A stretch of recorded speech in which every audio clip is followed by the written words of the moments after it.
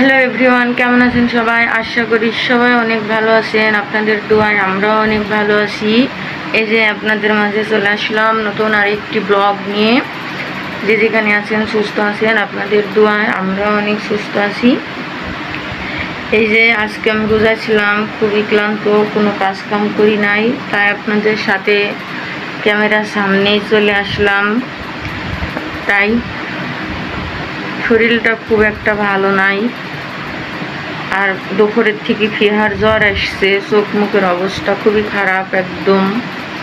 মানে এত পরিমাণ গরম, মানে বইলে আপনাদের বোঝানো যাবে না। আমি দিন রাত 24 ঘন্টায় ঘামি, মানে 2টা ফ্যান চলে, তারপরও মানে প্রচুর ঘাম, প্রচুর প্রচুর পরিমাণে। মানে আসলে কিছুই আর ভাল লাগছে না, মনে হচ্ছে যে মানে গরমটা কবে যাবে, গরমটা কবে যাবে।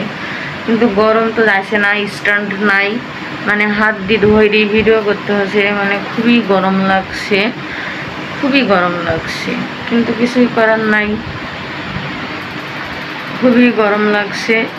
এই যে কালকে মনে হয় যত সম্ভাবনা বাবার বাড়ি যাইতে পারি, তখন গেলে ওইখানকার ব্লগ দেখতে পাবেন। দেখছেন কীরকম ঘামছি, দেখছেন প্রচুর ঘাম, প্রচুর প্রচুর ঘামছি। যাই হোক, আমার অনেক দিন আপনাদের সামনে আসা হয় না।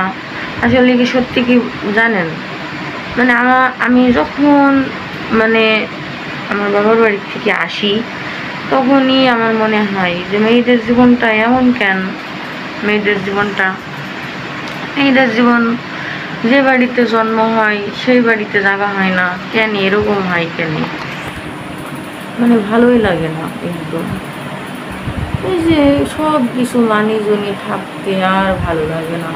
কিন্তু জানেন, দিন শেষে স্বামীর বাড়িটাই আপন জায়গা।